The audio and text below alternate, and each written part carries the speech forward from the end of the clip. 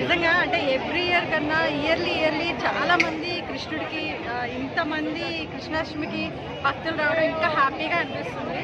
Literally అంటే ఇంత జనాన్ని అయితే మేము ఎక్స్పెక్ట్ చేయలేదు. ఇక్కడికి వచ్చిన తర్వాత టోటల్గా షాక్లో ఉన్నాం అనమాట.